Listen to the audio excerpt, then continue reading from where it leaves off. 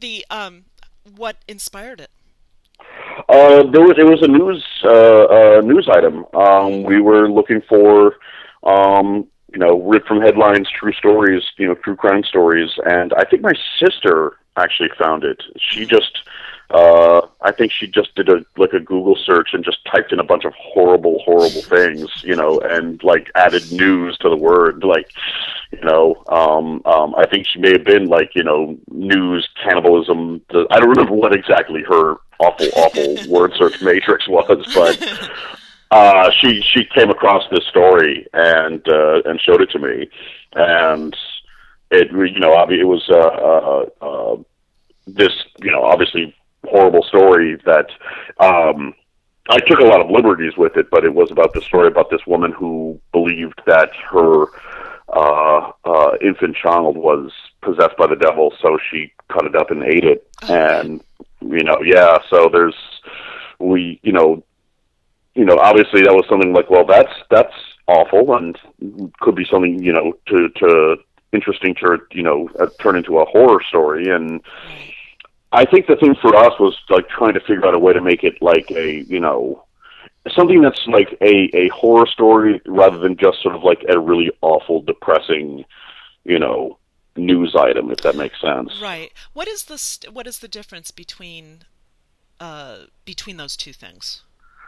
Well, specifically with this, there was no real tension in the story, like in the real news story. It was the sister of the woman whose name was Otty Sanchez. Okay. Called 911 and told them what was happening. So there was it wasn't like there was a lone police officer caught unawares, entering in and realizing he's in over his head. Like there was a crew that went there and knew what to expect. Right. So there was no real tension to the story other than just the cops went there and saw the scene and were horrified.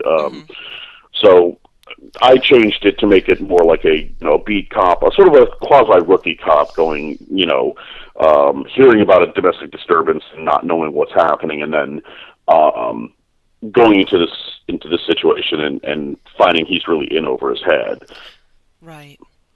So yeah, is it? How did the actors react when you kind of cast the play? I know. See, I sound like a dork. So we're gonna cut out those parts too. It's catching. It's you can blame me. So, how did did the actors kind of give you a little kind of grief about it? I mean, no, they were. I think the actress who played Otty herself, she was great, and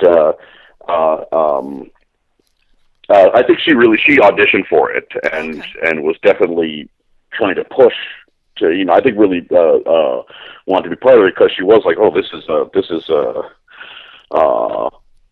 definitely a really dark and disturbing piece, and she's a very fearless actress, Judy Merrick, who I think is definitely one of those actresses who's not afraid to go there, as it were. right. So I think she really was very much up to the challenge and wanted to see if she could go to this really horrifically dark place. So, and she definitely delivered. So. Do you have something in your contract with the theaters where they know you guys are going to be messing up the stage? Oh, good question. Or is that something? I think you may not try know. to keep. Yeah, they may not know. Maybe they'll be on to us pretty quick. The jig will be up. Well, I was thinking maybe you didn't know, if there was something in the contract. I think, yeah.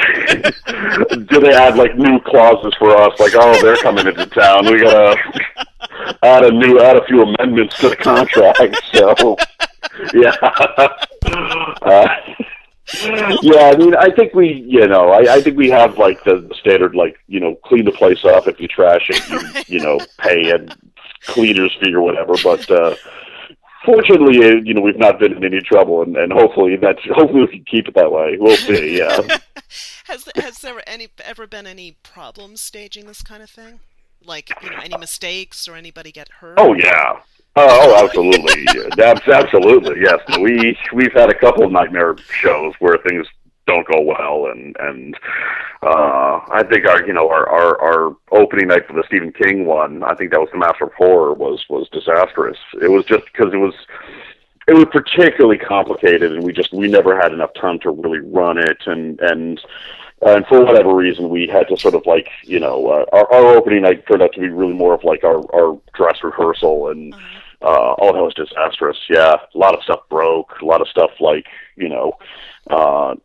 didn't go according to plans. So yeah, no, every now and then, but we're getting better at it. But there definitely been some wince-inducing nights, that's for sure.